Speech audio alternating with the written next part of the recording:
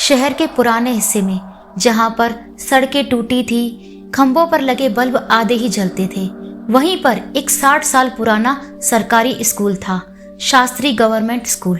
पुराना होने के बावजूद भी उस स्कूल में बच्चों की आवाजें, प्रेयर्स की आवाजें, सब कुछ सेम था। लेकिन वहां पर एक कुछ अजीब था। वहां का 7 नंबर कमरा जो कि हमेशा बंद रहता था, जिसके बारे में कोई खुलकर बात नहीं करता था। स्कूल का हर बच्चा जानता था कि वो दरवाजा हमेशा बंद रहता है। उस दरवाजे पर एक वार्निंग का साइन लगा था, एक सफेद घेरे में लाल अक्षरों से लिखा हुआ, डू नॉट ओपन।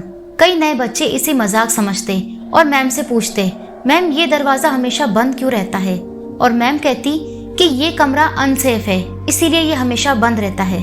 पर असली वजह कोई नहीं बताता था। सीनियर टीचर जानते थे कि ये कमरा अनसेफ नहीं बल्कि हॉन्टेड माना जाता है। तो हेलो दोस्तों, मेरा नाम है कोमल और आप देख रहे हैं the dark corner Hindi horror podcast. कहानी में आगे बढ़ने से पहले आपसे एक छोटी सी रिक्वेस्ट करना चाहूंगी। अगर आप इस चैनल पर नए हैं तो प्लीज चैनल को सब्सक्राइब करें। अगर आपके साथ भी कोई रियल हॉरर इंसिडेंट हुआ है जिससे आप मेरे चैनल पर शेयर करना चाहते हैं तो आप अपनी स्टोरी टाइप करके मुझे ईमेल, इंस्टाग्राम या मेरे व्हाट्सएप नंबर पर सेंड कर सकते हैं। तो बिना कोई देर किए चलिए बढ़ते हमारी आज की कहानी की ओर।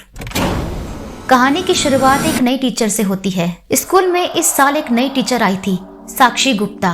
वो 26 साल की, काम, यंग और इंटेलिजेंट थी। उनका सब्जेक्ट साइंस था और वो बच्चों की बात को समझती थी। वो जल्दी ही उनसे घुल मिल गई। ज्वाइन करते वक्त प्रिंसिपल ने उनसे कहा कि आपको 9th बी की क्लास लेनी है। सेटिंग थोड़ी एडजस्ट करनी पड़ेगी क्योंकि क्लास 7 का कमरा रिपेयर पर है। जब उसने क्लास 7 के लॉक्ड दरवाजे पर वार्निंग का साइन देखा तो उसे थोड़ा अजीब लगा कि रिपेयर के लिए कहीं भी ऐसा लाल वार्निंग सर्कल नहीं बनाते। और ऊपर से कमरे के दरवाजे पर इतनी धूल जमी थी जैसे सालों से वहाँ अंदर कोई गया ही ना हो।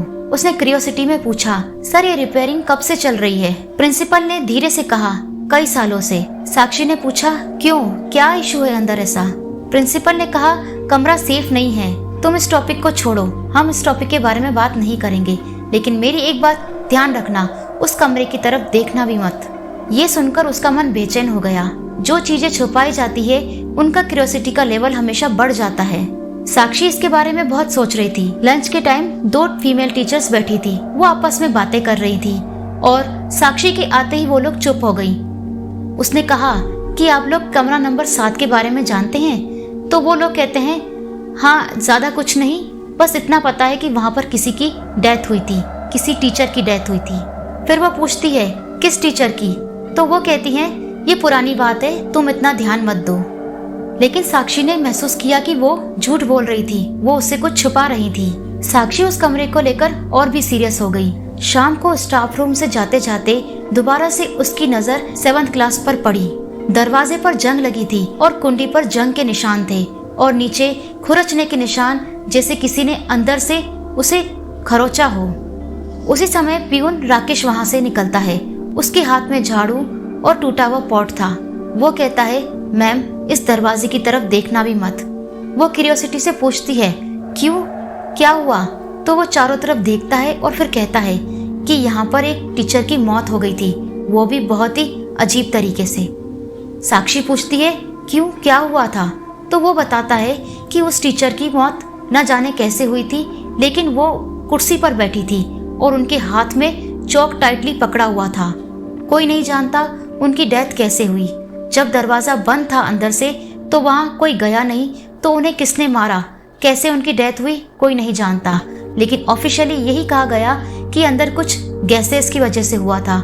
लेकिन लैब यहाँ से बहुत दूर है, तो फिर वो भी पॉसिबिलिटी नहीं थी। लेकिन रिपोर्ट में यही आया कि उनकी मौत इसी वजह से हुई थी। और सबसे डरावनी बात यह है कि उनकी मौत के 2-3 दिन तक उनकी परछाई लोगों को खिड़की पर दिखाई देती थी। लेकिन जब भी गार्ड वहाँ जाता वहाँ कोई नहीं होता। ये सब सुनकर साक्षी बहुत डर जाती है। अगले दिन जब वो 9th बी में बच्चों को पढ़ा रही थी, चौक बोर्ड पर चौक से कुछ लिख रही थी, तभी पीछे से उसे 3 बार ठक ठक की आवाज आती है। और जब वो पीछे मुड़कर देखती है तो वहाँ कोई नहीं होता। खिड़की की तरफ वो जाती है जहाँ उसके पास ही एक पीपल का पेड़ होता है। लेकिन जब उसकी नजर खिड़की पर पड़ती है तो वहाँ खिड़की पर कुछ मिट्टी के निशान बने थे, जैसे किसी ने वहाँ हाथ से लकीरें खींची हों। उसने बच्चों से भी पूछा कि बाहर से किसी ने नॉक किया। बच्चों ने कहा नहीं मैम, बाहर तो कोई नहीं है। शाम को स्टाफ रूम में सिर्फ साक्षी और गार्ड ही थे, बाकी सब घर जा चुके थे। साक्षी को कुछ पेपर्स कंप्लीट करने थे तो उसने डिसाइड किया कि वो 1-2 घंटे और वहीं पर रुकेगी। करीब 7:15 बजे कॉरिडोर में हील्स वाली चप्पल की किसी की आवाज आई। कदम एकदम धीमे थे। स्कूल में हील्स पहनकर सिर्फ एक ही टीचर आती है, सुनीता मैम, और वो तो पहले ही घर जा चुकी थी। आवाज क्लास 7 पर आकर रुक गई। साक्षी ने बाहर झांक कर देखा, लेकिन वहां पर कोई नहीं था। एकदम वहां चुप्पी थी, बिल्कुल सुनसान। लेकिन साक्षी की नजर 7th क्लास के दरवाजे पर जाती है और वो दरवाजा थोड़ा सा हिलता है, जैसे अंदर से किसी ने धक्का दिया हो। ये देखकर वो बहुत ज्यादा घबरा जाती है। फिर वो सोचती है ये शायद मेरा भ्रम होगा, लेकिन कहीं ना कहीं उसे भी ये पता था कि हवा दरवाजे पर नहीं आई है और दरवाजा कई सालों से जंग लगा हुआ था, तो हवा उसे हिला भी नहीं सकती। अगले दिन साक्षी लाइब्रेरी में कुछ रेफरेंस बुक ढूंढ रही थी। वहीं पर नीचे उसे एक फाइल मिली। उसे क्यूरियोसिटी हुई और उसने उस फाइल को खोला, जिस पर लिखा था स्टाफ रिकॉर्ड 1998-2004। पहले पन्ने पर स्टाफ के नाम थे। उसमें से एक नाम पर उसकी नजर अटक गई, Mrs Kavita Thakur, science teacher. सामने वाले कॉलम में लिखा था स्टेटस डिक्कीज in classroom 7, date of death 14 November 2002, और नीचे एक अजीब नोट था। बॉडी मिली थी सिटिंग पोस्चर में, राइट हैंड में चौक पकड़ा हुआ था टाइटली। साक्षी के हाथ कांपने लगे। किस टीचर की मौत लेक्चर देने के समय होती है, और वो भी हाथ में चौक टाइट पकड़े हुए, और क्लासरूम का दरवाजा अंदर से लॉक्ड। ये सोचकर वो बहुत ही ज्यादा डर जाती है और बहुत हैरान भी होती है। ये कोई नॉर्मल इंसिडेंट नहीं लग रहा था, यहाँ कुछ तो अजीब था। लंच ब्रेक में उसने राकेश को बुलाया और कहा, मुझे तुम्हारी बात फिर से सुननी है, उस रात असल में हुआ क्या था। लेकिन राकेश डर जाता है और वो कहता है ये पुरानी बात है, आप उस पर ध्यान मत दो। साक्षी के जोर देने पर वो बताता है कि जब मैम क्लासरूम में थी तब अंदर से कोई आवाज नहीं आई, हल्की सी चीखों जैसा कुछ लग रहा था। सब लोग वहां गए तो वहां का दरवाजा अंदर से लॉक्ड था।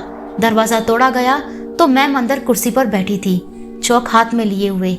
चेहरे पर कोई एक्सप्रेशन नहीं थे, लेकिन उनकी आंखें पूरी खुली थी। ऑफिशियल रिपोर्ट में लिखा गया फ्यूम्स, लेकिन कमरे की हवा बिल्कुल नॉर्मल थी। लैब का हिस्सा अनटच्ड था। और सबसे डरावनी बात, साक्षी ने पूछा क्या? राकेश ने कांपती आवाज में कहा, यह सच है कि उनकी मौत के 2-3 दिन बाद भी वो हमेशा नजर आती थी। अगर कोई भी वहां जाता तो वहां कोई नहीं दिखता था। वो ये सब सुनकर बहुत डिप्रेशन में आ जाती है। ऐसे करते करते शाम हो गई और पूरा स्कूल लगभग खाली हो चुका था। साक्षी पेपर हाथ में लेकर स्टाफ रूम से बाहर निकल रही थी। तभी उसकी नजर क्लास 7 के दरवाजे पर जाती है। जैसे ही वो कॉरिडोर के मोड़ पर पहुंची, उसे क्लासरूम 7 के बाहर कोई खड़ा दिखाई दिया। बहुत हल्की ग्रे लाइट में एक वुमेन लाइक शेडो वो क्लास 7 की खिड़की के पास खड़ी थी, जैसे वो बाहर देख रही हो। ये देखकर साक्षी की सांसें रुक गई। परछाई धीरे धीरे पीछे की ओर खिसकी और खिड़की की धुन अपने आप हटी, जैसे किसी ने वहां से लाइन खींच दी हो। और फिर वो शेडो धीरे धीरे गायब हो गई। उसी वक्त कॉरिडोर में एक ठंडी हवा का झोंका आया, बिल्कुल उसके पास से, जैसे कोई उसके पास से गुजरा हो। साक्षी ने डरते हुए क्लास 7 की ओर देखा। उस दरवाजे पर वो सर्कल उसी तरह से बना था, लेकिन वहाँ कुछ अजीब लग रहा था। साक्षी के मन में एक ही ख्याल आया कि वो टीचर अभी तक गई नहीं, वो यही है। उस दिन के बाद से साक्षी स्कूल नहीं आई। उनका कुछ पता नहीं चला कि वो कहाँ गई। वो क्लास के अंदर गई या वो अपने घर गई, कुछ पता नहीं चला। तो दोस्तों, ये थी आज की स्टोरी। आपको आज की वीडियो कैसी लगी कमेंट करके जरूर बताएं। अगर आपको आज की वीडियो अच्छी लगी हो तो प्लीज़ वीडियो को लाइक करें, कमेंट करें और शेयर करें।